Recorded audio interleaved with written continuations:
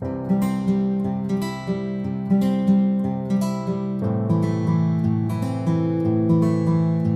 नमस्ते, कैसे हो? वेलकम और welcome back to the channel. कैसे हैं आप सब लोग? उम्मीद है कि आप सब बहुत ही अच्छे होंगे एंड मैं भी बहुत अच्छी हूँ। तो बहुत बहुत स्वागत है आपका एक नए ब्लॉग में। आज ब्लॉग की शुरुआत सुबह सुबह ही हो चुकी है एंड मैंने क्यों ब्लॉग शुरू किया है वो बताती हूँ। एक्चुअली आज है वैक्सीनेशन डे, बच्चों का नहीं, मेरा। तो जी हाँ, फाइनली आज हम जा रहे हैं वैक्सीन लेने के लिए। तो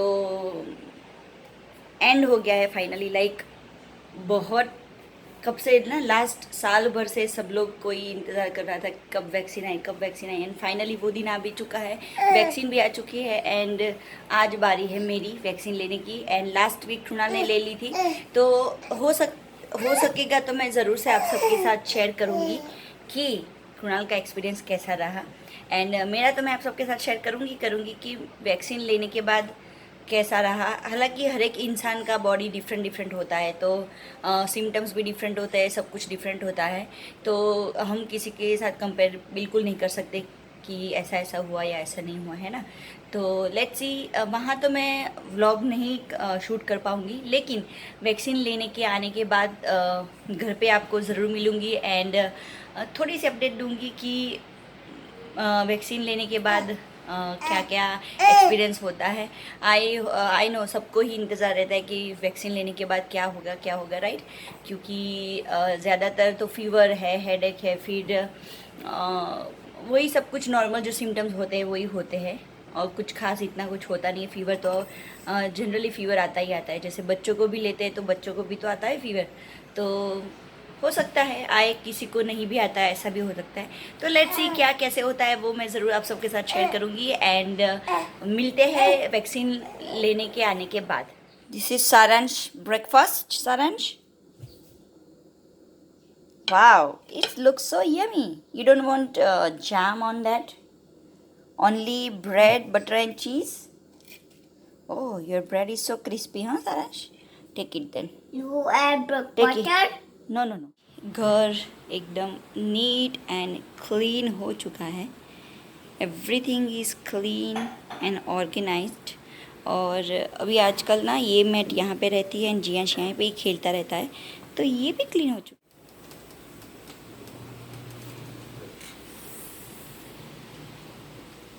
फाइनली अब मैं बात करूँगी वैक्सीनेशन वाले डे की, क्योंकि मैंने आगे जैसे कि क्लिप दिखाई कि वैक्सीनेशन लेने जाने के लिए हम चले गए थे। मतलब सुबह सुबह रेडी होके वैक्सीनेशन लेने के लिए चले गए थे, लेकिन मैंने बोला था कि मैं उसके आगे व्लॉग कंटिन्यू करूँगी, लेकिन आगे व्लॉग कंटिन्यू मैं नहीं कर पाई थी।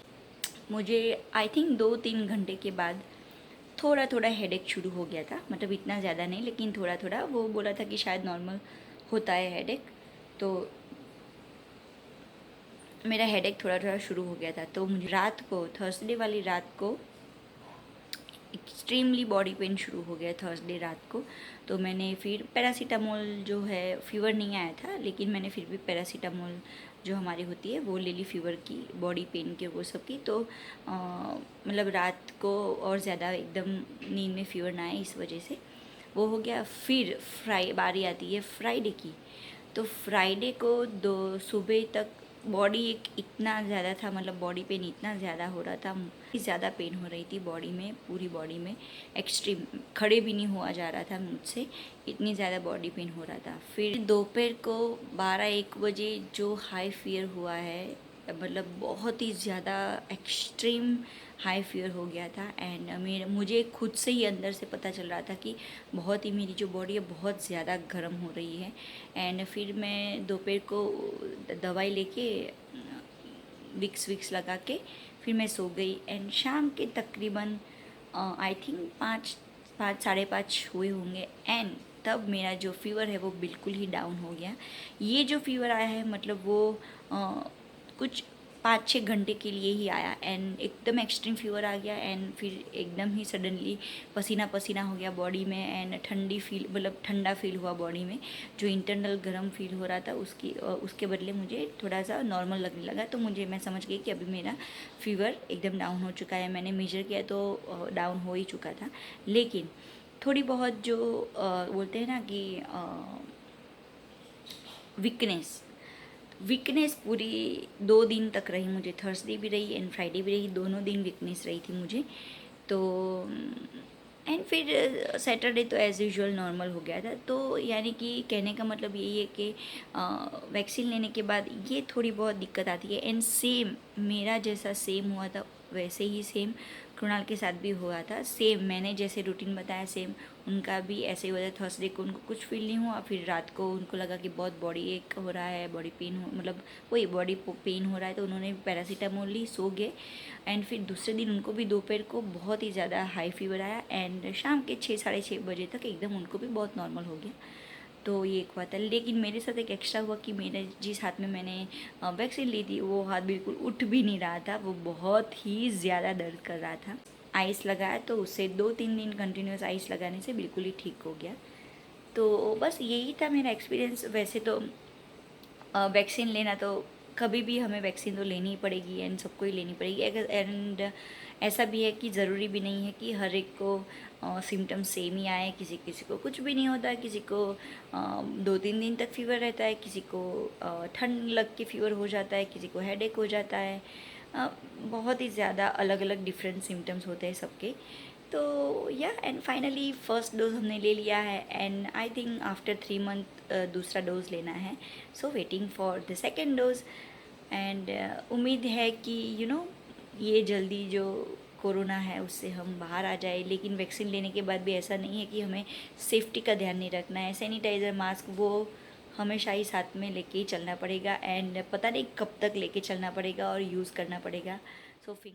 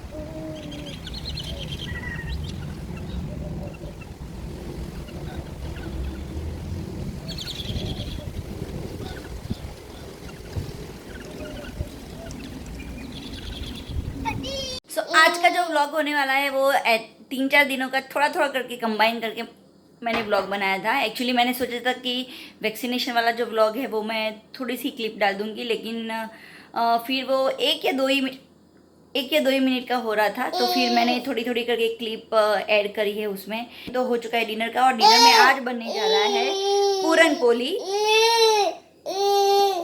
यस तो आज मैं बना रही हूँ पूरन पोली। पूरन पोली के साथ आप कोई भी सब्जी, पोटैटो की सब्जी या फिर ड्राई सब्जी, कोई भी ड्राई सब्जी आप खा सकते हैं। तो मैंने बैंगन एंड पोटैटो की सब्जी बनाई है। मैं वो सब्जी तो नहीं दिखाऊंगी, लेकिन मैं पूरन पोली ज़रूर से शेयर करूंगी कि मैं कैसे पूरन पोली बनाती हूँ। तो ये पूरन पोली की रेसिपी जो है वो मैंने मम्मी से सीखी है, मेरी मम्मी से। तो मम्मी की ही रेसिपी है ये वाली। मेरी मम्मी ऐसे ही बनाती है। तो चलिए फिर शुरू करते हैं पूरन पोली बनाना। एंड पूरन पोली के लिए हम लेते हैं तुअर की दाल। हम चने की दाल की पूरन पोली नहीं बनाते हैं। शायद महाराष्ट्र साइड में ऑलमोस्ट चने की दाल की पूरन पोली बनती है, कोल्हापुर महाराष्ट्र साइड में, लेकिन हम लोग तुअर दाल की बनाते हैं। तो पता नहीं हर किसी का तरीका या सब कुछ डिफरेंट हो सकता है। तो आज हम बनाएंगे गुजराती स्टाइल में पूरन पोली जैसे मेरी मम्मी बनाती है। यहाँ पे तुअर की दाल बॉईल करके रेडी है। मैंने अंदाजे से ही इसमें पानी डाला था क्योंकि मुझे भी परफेक्ट अंदाज़ा उसका पता नहीं है कि उसमें कितना डाला जाता है, तो मैंने अंदाजे से पानी डाला था। फिर थोड़ा ज़्यादा पानी हो जाता है तो मैं क्या करती हूँ, निकाल लेती हूँ पानी, ऊपर ऊपर ऊपर से पानी सब निकाल लेती हूँ, तो कोई फ़र्क नहीं पड़ता। और पानी को मैंने क्या किया, जियांश को वैसे भी मुझे दाल देनी ही है, तो जो पानी था मैंने दाल और पानी दे दिया, तो उसको भी दे दूँगी। तो मैं हर एवरी टाइम मोस्टली ऐसे ही करती हूँ, अगर पानी ज़्यादा पड़ जाता है तो पानी निकाल लेती हूँ। और इसकी आवाज़ आ रही है, इसकी व्हाट, ये इसका डिब्बा दिया था मैंने उसको खेलने के लिए, तो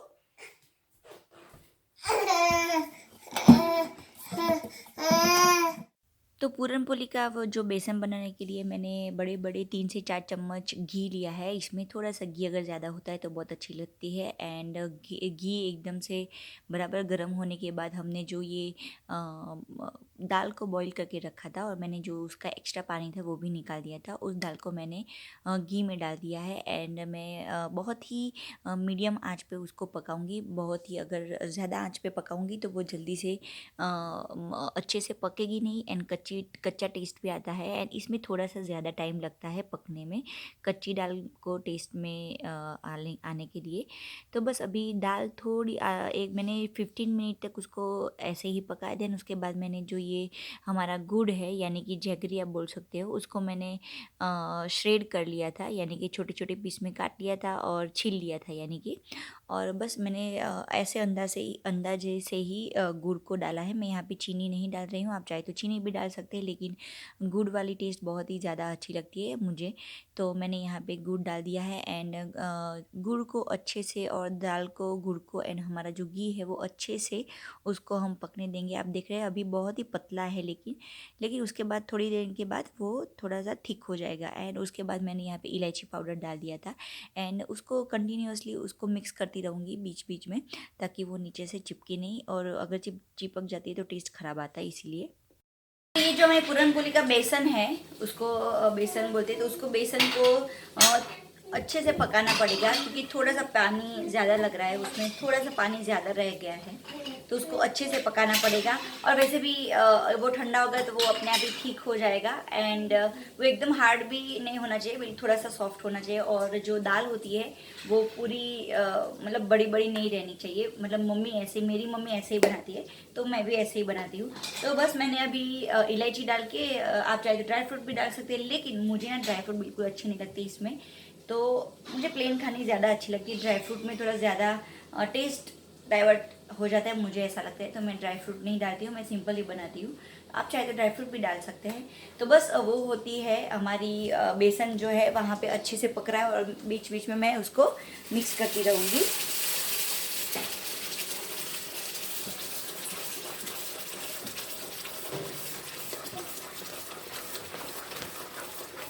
आप देख रहे हैं कि थोड़ा थोड़ा थिक होने लगा है। वो एकदम पहले इसकी जो वो एकदम ही पतला था पहले, अभी वो अच्छे से थोड़ा थोड़ा थिक हो रहा है। वो वैसे ही एकदम से थिक हो जाएगा फिर बाद में। और इस रेसिपी के साथ ना मेरी बहुत ही अच्छी सी मेमोरी जुड़ी हुई है, क्योंकि ये जो पूरन पोली की रेसिपी है, मतलब पूरन पोली है, ये जो पूरन पोली है वो मम्मी हर एक मेरे बर्थडे पे बनाती थी, यानी कि स्पेशल बर्थडे ट्रीट होती थी मेरे लिए पूरन पोली वाली।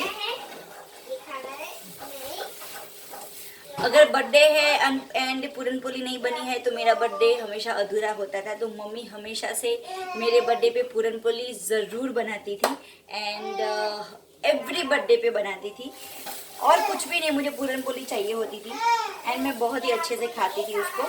अभी भी जब भी मैं इंडिया जाती हूँ और मम्मी के यहाँ पे जाती हूँ, तो मम्मी हमेशा से, अगर मैं ज़्यादा रुकने वाली होती है तो हमेशा पूरन पोली बना के ज़रूर खिलाती है, क्योंकि मुझे मम्मी के हाथ की पूरन पोली बहुत ही अच्छी लगती है। सेम ही होता है, सब कुछ सेम सब कुछ होता है, लेकिन माँ के हाथ का जो टेस्ट होता है वो बहुत ही डिफरेंट ही होता है। एंड मैं हमेशा मिस करती हूँ। एंड मम्मी भी जब भी पूरन पोली बना दी है तो वो हमेशा मुझे बोलती है कि आज पूरन पोली बनाई थी और आज हमने सब ने तुमको बहुत ही याद किया, क्योंकि ये मेरी बहुत ही फेवरेट खाने वाली चीज़, मतलब बहुत फेवरेट ही डिश है। तो अभी आप देख सकते हैं, ये देखो कितना हार्ड हो गया ना, मतलब बहुत ही लिक्विड था और एकदम से हार्ड हो गया है। तो बहुत अच्छे से पक चुका है हमारा ये बेसन, और इसको अभी हम बिल्कुल ही ठंडा होने देंगे। सो बेसन को मैंने ऐसे प्लेट में निकाल दिया है ताकि जल्दी से ठंडा हो जाए एंड हम फटाफट से उसकी रोटी बना सके। तो वो ठंडा हो, एकदम से कंप्लीट ठंडा हो जाने के बाद ही हम बनाएंगे। बिल्कुल भी इसको गरम, ये बिल्कुल भी गरम नहीं होना चाहिए, अदरवाइज रोटी फट जाती है, अच्छी नहीं बनती है। तो ये बिल्कुल ठंडा हो जाने के बाद हम बनाएंगे इसकी रोटी। और ये जो बेसन है, मतलब जो पूरन पोली का बेसन है, उसमें उसमें ढेर सारा घी डाल के अगर आप खाते हैं अकेला, वो बहुत ही टेस्टी लगता है। मैं बहुत ही खाती थी पहले ऐसे। अभी स्पेशली ये डिश बनी है सारांश के लिए, क्योंकि सारांश की अभी उसकी छुट्टियां चल रही है, स्कूल में वेकेशन चल रहा है। क्यों आप जो बताओ मम्मा। एकदम जीरो कहीं नाम ओके।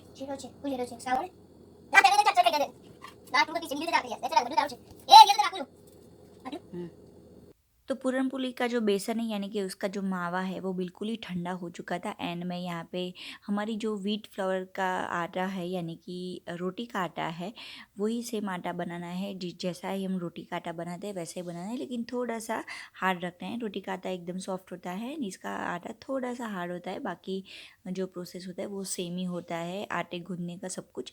तो बस मैंने जैसे रोटी बनाते हैं, जैसे हम आलू पराठा बनाते हैं, वैसे ही सेम मैंने पहले रोटी को बेल लिया। देन उसके बाद ये जो हमारा मावा है पूरन पोली का, वो डाल दिया। यहाँ इसमें ये जो उसका जो फिलिंग है वो थोड़ा सा ज़्यादा फिल करते हैं, ताकि वो टेस्ट बहुत ही अच्छा है। अदरवाइज़ उसका टेस्ट अगर कम होता है तो इतना टेस्ट अच्छा नहीं लगता है। तो बस यहाँ पे मैंने एक तरफ रोटी को सेक लिया था, एंड थोड़ी सी सेक जाने के बाद मैंने उसको फ्लिप कर लिया था। एंड अभी धीमी आंच पे मैं गैस को रखूँगी, बहुत फुल फ्लेम पे नहीं रखेंगे। आप जैसे कि देख रहे हैं, मेरा जो गैस का नॉब है वो बिल्कुल ही स्लो आंच पे है, ताकि वो बिल्कुल कच्ची ना रहे। और बस दोनों तरफ से अच्छे से पक जाने के बाद मैंने अच्छा सा क्लीन कपड़ा लिया, एंड उसको मैं चारों तरफ से प्रेस करते हुए रोटी को पकाऊंगी, ताकि हमारी जो रोटी है वो बिल्कुल कच्ची ना रहे। आप देख सकते हैं, बहुत ही हल्के हाथों से उसको प्रेस करते हुए पकाना है, अदरवाइज़ वो फट जाती है साइड में से। आप देख सकते हैं साइड में थोड़ी सी निकल भी जाती है, क्योंकि गर्म होता है तो अंदर का बेसन भी गर्म होता है, एंड वो फट जाने का और बाहर निकल जाने का चांस बहुत रहता है, एंड वो सब ख़राब हो जाता है, चिपक जाता है, ऐसा कुछ हो जाता है। तो इसलिए बहुत केयरफुली मैं यहाँ पे कर रही हूँ। और जब भी मुझे लगा कि अच्छे से सिक गई है, तब मैंने ये मेरे जो ये है उसके साथ इसको सेक लिया अच्छे से। एंड पूरन पोली को बहुत सारे घी के साथ ही खाया जाता है जनरली। तो ऐसा ट्रेडिशनली होता है कि पूरे इस पूरन पोली को ही पूरे घी में डुबो के रखते हैं, उसके बाद खाया जाता है। तो या बस